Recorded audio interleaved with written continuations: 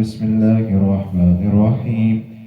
وقال الذين لا يرجون لقاءنا لولا أنزل علينا الملائكة أو نرى ربنا لقد استكبروا في أنفسهم وعتوا عتوا كبيرا.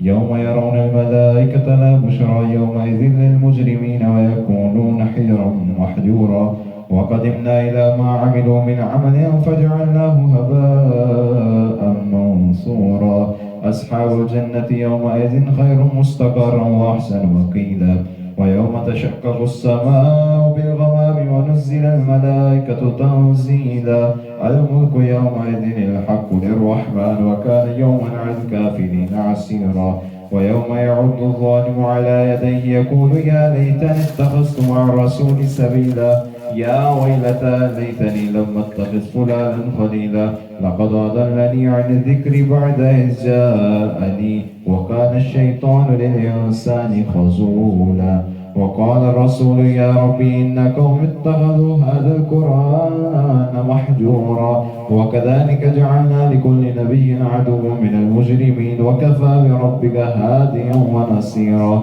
وقال الذين كفروا لولا نزل عليه القرآن جملة واحدة كذلك لتثبت به فؤادك ورتلناه ترتيلا. ولا يأتونك بمثل إلا جئناك بالحق وأحسن تفسيرا. الذين يحشرون على وجوههم إلى جهنم أولئك شر مكانا وأضل السبيلا. ولقد آتينا موسى الكتاب وجعلنا معه أخاه هارون وزيرا. فقلنا اذهبا إلى القوم الذين كذبوا بآياتنا فدمرناهم تدميرا. وقوم نوح لما كذبوا رسلا أغرقناهم وجعلناهم للناس آية وأعتدنا للظالمين عذابا أليما. وعادا وثمود وأصحاب الرس وقرونا بين ذلك كثيرا. وكلا ضربنا له الأمثال وكلا تبرنا تتبيرا. ولقد أتوا على القرية التي أمطرت مطر السوء أفلم يكونوا يرونها بل كانوا لا يرجون نشورا. وإذا رأوك إن يتخذونك إلا هزوا هذا الذي بعث الله رسولا. إن كاد ليضلنا عن آلهتنا لولا أن صبرنا عليها وسوف يعلمون حين يرون العذاب من أضل سبيلا. أرأيت من اتخذ إلهه هواه أفأنت تكون عليه وكيلا. أم تحسب أن أكثرهم يسمعون أو يعقلون إن هم إلا كالأنعام بل هم أضل السبيلا. ألم تر إلى ربك كيف مد الظل ولو شاء لجعله ساكنا ثم جعل الشمس عليه دليلا ثم قبضناه إلينا قبضا يسيرا. وهو الذي جعل لكم الليل لباسا والنوم سباتا وجعل النهار نشورا. وهو الذي أرسل الرياح بشرا بين يدي رحمته وأنزلنا من السماء ماء طهورا لنحيي به بلدة ميتا ونسقيه مما خلقنا أنعاما وأناسيا كثيرا. ولقد صرفناه بينهم ليذكروا فأبى أكثر الناس إلا كفورا. ولو شئنا لبعثنا في كل قرية نذيرا فلا تطع الكافرين وجاهدهم به جهادا كبيرا. وهو الذي مرج البحرين هذا عذب فرات وهذا ملح أجاج وجعل بينهما برزخا وحجرا محجورا. وهو الذي خلق من الماء بشرا فجعله نسبا وسهرا وكان ربك قديرا. ويعبدون من دون الله ما لا ينفعكم ولا يضركم وكان الكافر على ربه ظهيرا. وما أرسلناك إلا مبشرا ونذيرا. قل ما أسألكم عليه من أجر إن أجر من شاء وما أسألكم عليه من أجر إلا من شاء أن يتخذ إلى ربه سبيلا. وتوكل على الحي الذي لا يموت سبحانه بحمده وكفى به بذنوب عباده خبيرا. الذي خلق السماوات والأرض وما بينهما في 6 أيام ثم استوى على العرش الرحمن فاسأل به خبيرا. وإذا قيل لهم اسجدوا للرحمن قالوا وما الرحمن ونسجد لما تأمرنا وزادهم نفورا تبارك الذي جعل في السماء بروجا وجعل فيها سراجا وقمرا منيرا وهو الذي جعل الليل والنهار خلفة لمن أراد أن يذكر أو أراد شكورا وعباد الرحمن الذين يمشون على الأرض هونا وإذا خاطبهم الجاهلون قالوا سلاما والذين يبيتون لربهم سجدا وقياما والذين يقولون ربنا اصرف عنا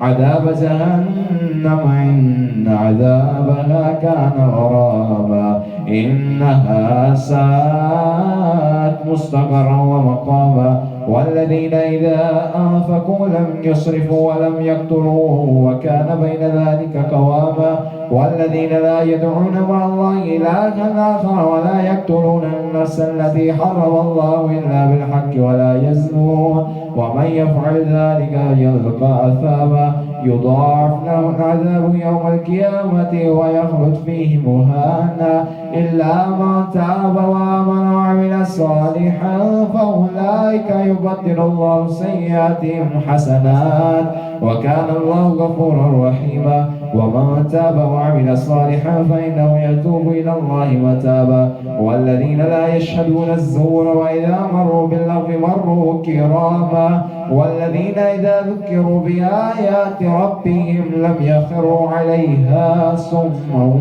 وعميانا والذين يقولون ربنا هب لنا من أزواجنا وذرياتنا قرة أعين واجعلنا للمتقين إماما أولئك يجزون الغرفة بما صبروا ويلقون فيها تحية وسلاما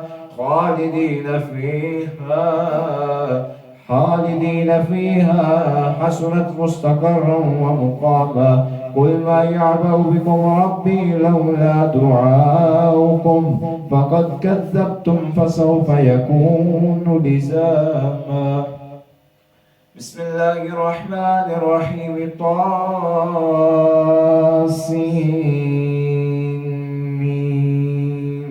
تلك آيات الكتاب المبين لعلك باخع نفسك ألا يكونوا مؤمنين إن نشأ ننزل عليهم من السماء آية فظلت أعناقهم لها خاضعين وما يأتيهم من ذكر من الرحمن محدث إلا كانوا عنه معرضين فقد كذبوا فسيأتيهم أنباء ما كانوا به يستهزئون أولم يروا إلى الأرض كم أنبتنا فيها من كل زوج كريم إن في ذلك لآية وما كان أكثرهم مؤمنين وإن ربك لهو العزيز الرحيم وإذ نادى ربك موسى أن ائت القوم الظالمين قوم فرعون ألا يتقون قال رب إني أخاف أن يكذبون ويضيق صدري ولا ينطلق لساني فأرسل إلى هارون ولهم علي ذنب فأخاف أن يقتلون قال كلا فاذهبا بآياتنا إنا معكم مستمعون فأتيا فرعون فقولا إنا رسول رب العالمين أن أرسل معنا بني إسرائيل قال ألم نربك فينا وليدا ولبثت فينا من عمرك سنين وفعلت فعلتك التي فعلت وأنت من الكافرين قال فعلتها إذا وأنا من الضالين ففرت منكم لما خفتكم فوهب لي ربي حكما وجعلني من المرسلين وتلك نعمة تمنها علي أن عبدت بني إسرائيل قال فرعون وما رب العالمين قال رب السماوات والأرض وما بينهما إن كنتم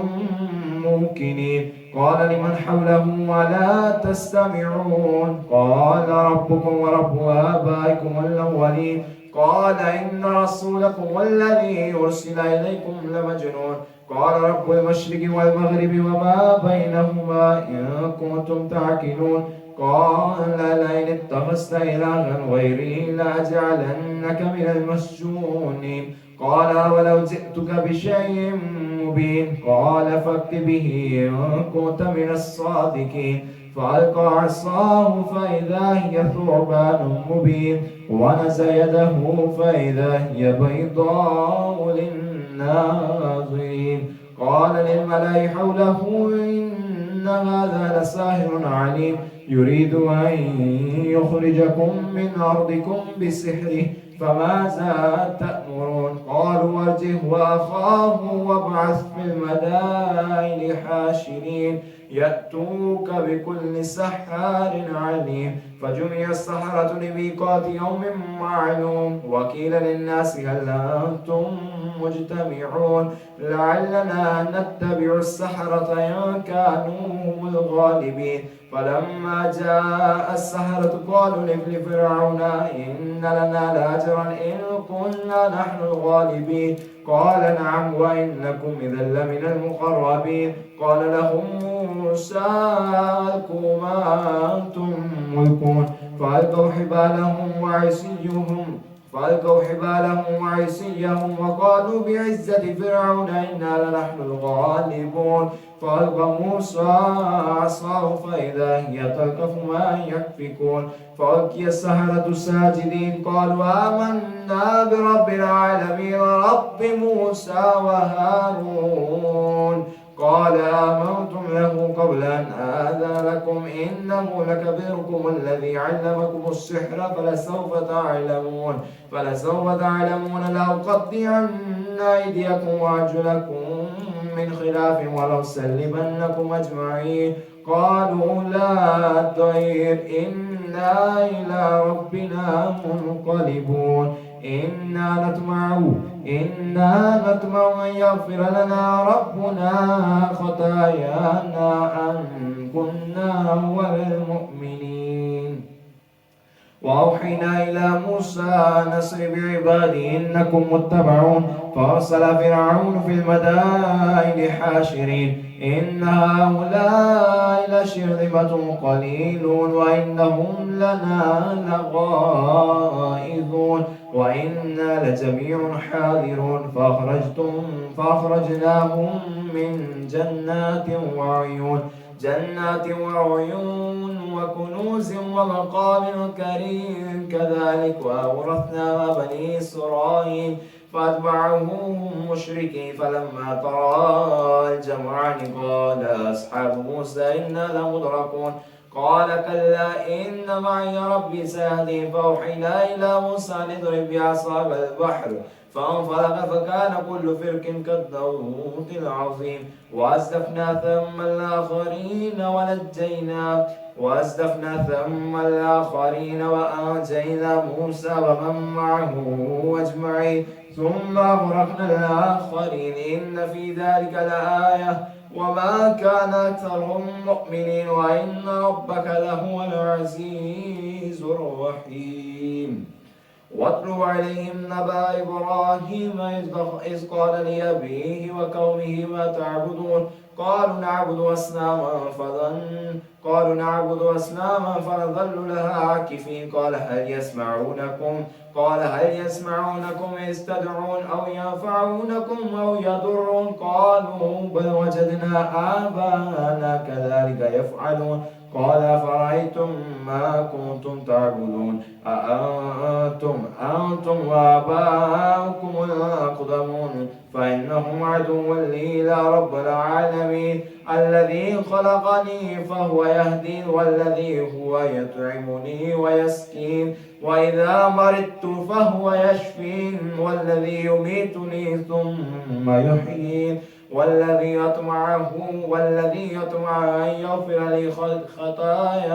والذي يطمع أن يغفر لي خطيئتي يوم الدين رب هب لي حكما والحقني بالصالحين واجعلني لسان صدق في الآخرين واجعلني من ورثة جنة النعيم واغفر لي أبي إنه كان من الضالين ولا تخزني يوم يبعثون يوم لا ينفع مال ولا بنون إلا من أتى الله بقلب سليم وأزلفت الجنة للمتقين وبرزت الجحيم للغابين وقيل لهم أين ما كنتم تعبدون من دون الله هل ينصرونكم أو ينتصرون فكبكبوا فيها هم والغافون وجنود إبليس أجمعون قالوا وهم فيها يختصمون تالله إن كنا لفي ضلال مبين إذ نسويكم برب العالمين وما ضلنا إلا المجرمون فما لنا من شافعين ولا صديق حميم فلو أن لنا كرة فنكون من المؤمنين إن في ذلك لآية وما كان أكثرهم مؤمنين وإن ربك لهو العزيز الرحيم كذبت قوم نوح المرسلين إذ قال لهم أخوهم نوح ألا تتقون إني لكم رسول أمين فاتقوا الله وأطيعون وما أسألكم عليه من أجر إن أجري إلا على رب العالمين فاتقوا الله وأطيعون قالوا ونؤمن لك واتبعك الأرذلون قال وما علمي بما كانوا يعملون إن حسابهم إلا على ربي لو تشعرون وما أنا بطارد المؤمنين إن أنا إلا نذير مبين قالوا لئن لم تنته يا نوح لتكونن من المرجومين قال رب إن قومي كذبون فافتح بيني وبينهم فتحا ونجني ومن معي من المؤمنين فأنجيناه ومن معه في الفلك المشحون ثم أغرقنا بعد الباقين إن في ذلك لآية وما كان أكثرهم مؤمنين وإن ربك لهو العزيز الرحيم كذبت عاد المرسلين إذ قال لهم أخوهم هود ألا تتقون إني لكم رسول أمين فاتقوا الله وأطيعون وما أسألكم عليه من أجر إن أجري إلا على رب العالمين تبنون بكل ريح آية تعبثون وتتخذون مصانع لعلكم تخلدون وإذا بطشتم جبارين فاتقوا الله وأطيعون واتقوا الذي أمدكم بما تعلمون أمدكم بأنعام وبنين وجنات وعيون إني أخاف عليكم عذاب يوم عظيم قالوا سواء علينا وعست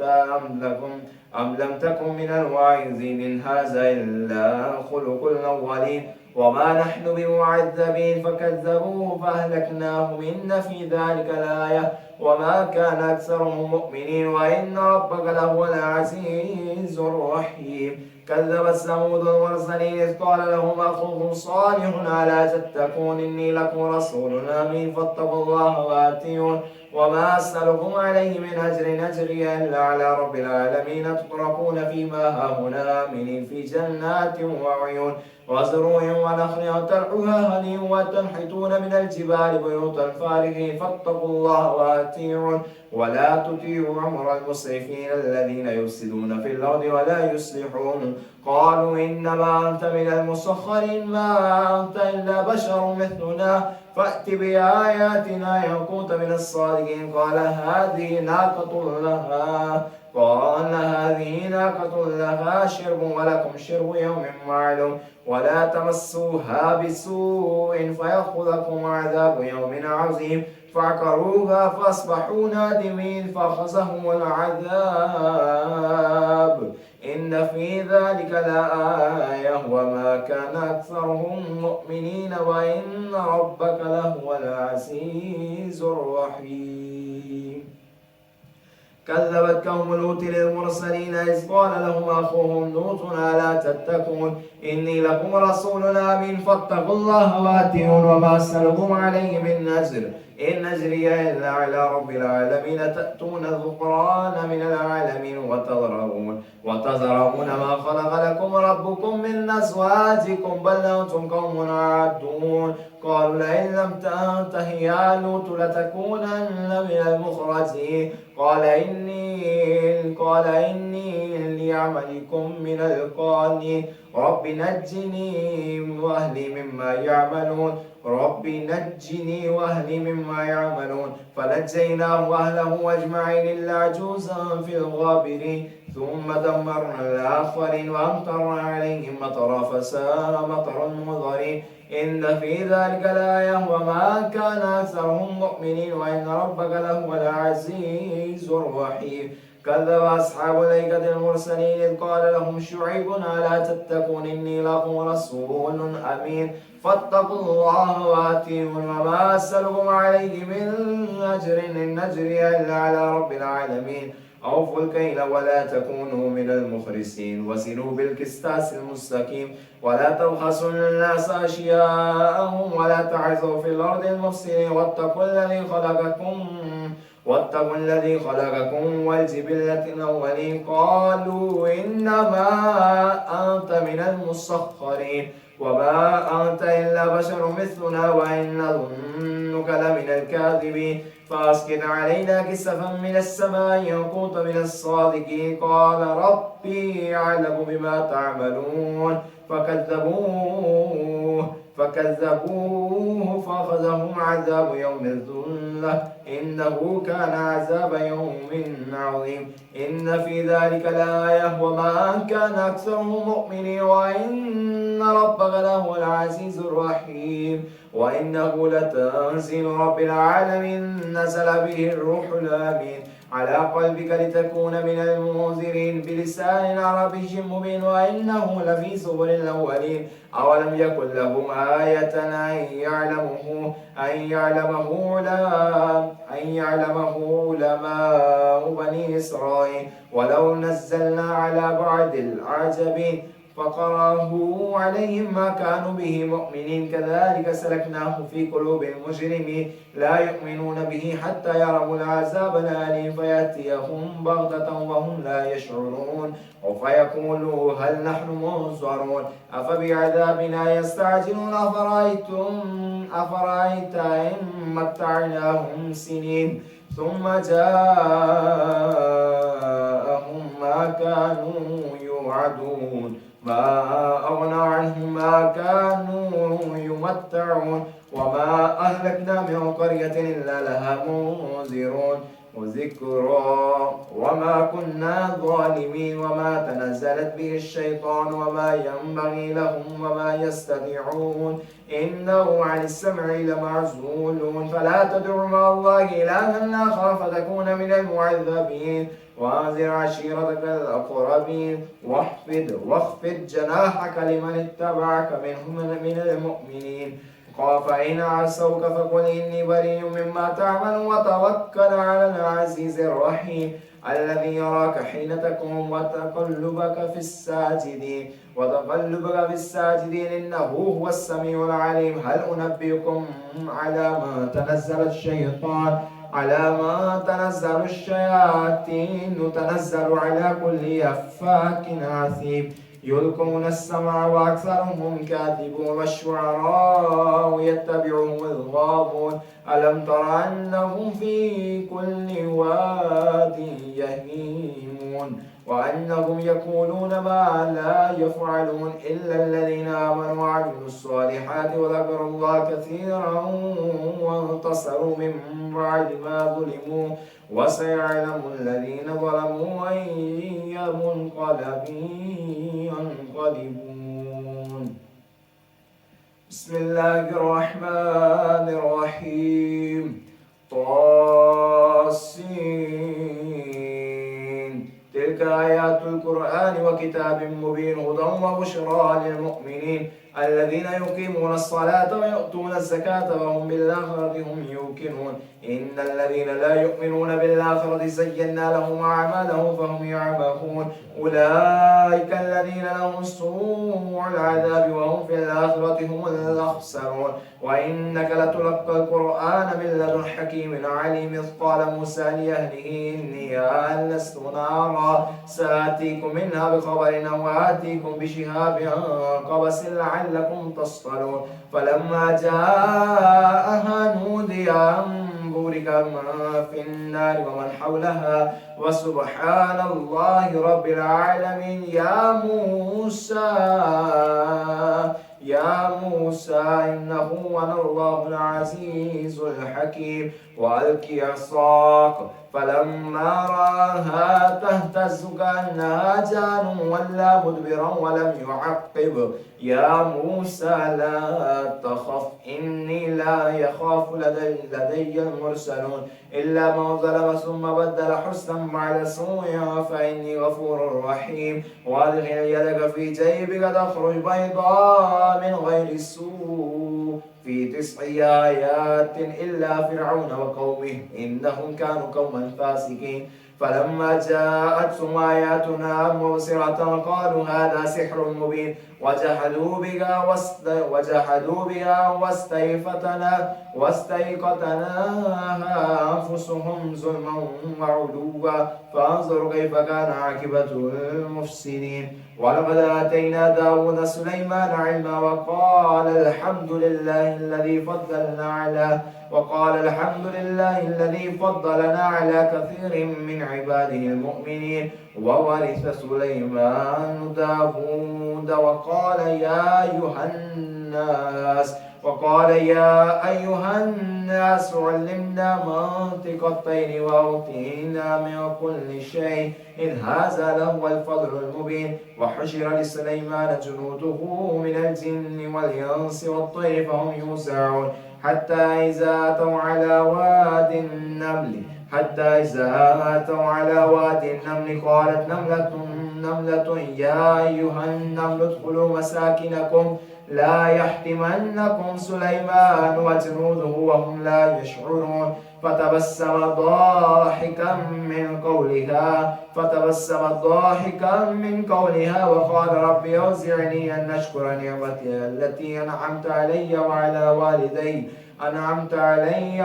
والدي وأن أعمل صالحا ترضاه وادخلني برحمتك في عبادك الصالحين. وتفقد الطير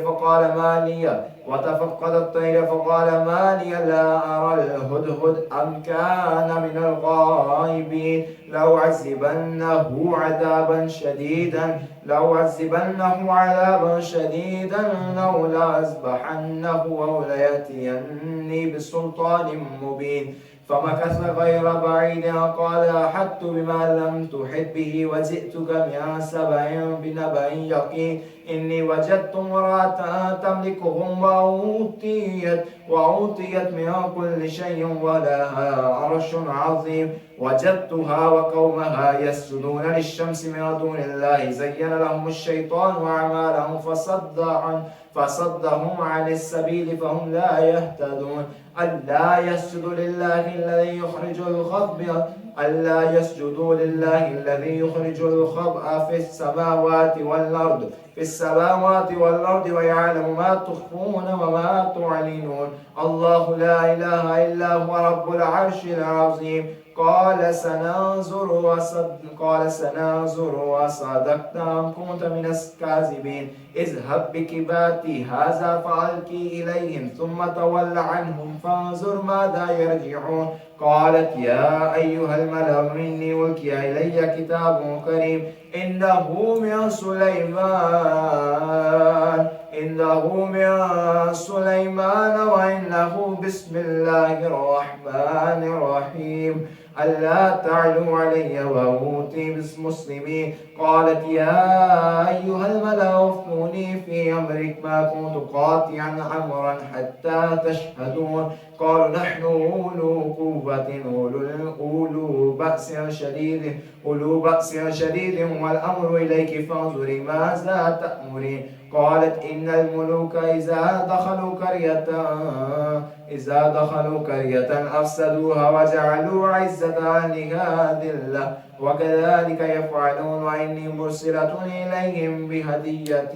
بهدية فناظرة بما يرجع المرسلون. فلما جاء سليمان قال أتمدونني بمال فما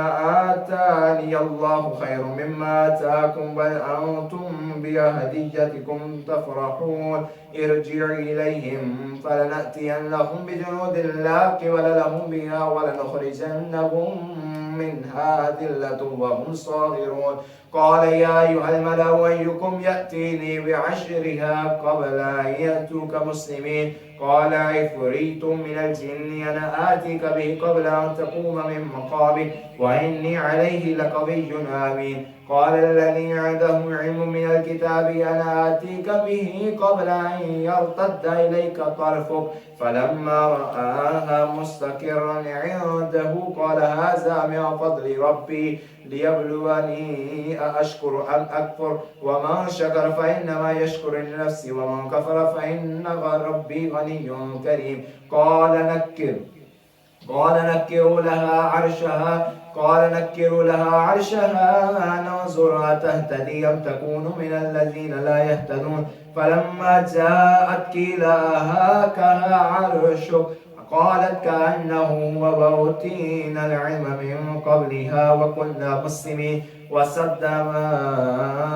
وصدها ما كانت تعبد من دون الله إنها كانت من قوم كافرين قيل لها ادخل الصرح فلما رأته حسبته لجة وكشفت عن ساقيها قال إنه صرح ممرد من قوارير قالت ربي إني ظلمت نفسي وأسلمت مع سليمان لله رب العالمين ولقد أرسلنا إلى ثمود أخاهم صالحا أن اعبدوا الله فإذا هم فريقان يختصمون قال يا قوم لم تستعجلون بالسيئات قبل الحسنة لولا تستغفرون الله لعلكم ترحمون قالوا اطيرنا بك وبمن معك قال طائركم عند الله بل أنتم قوم تفتنون وكان في المدينة تسعة رهط يفسدون في الأرض ولا يصلحون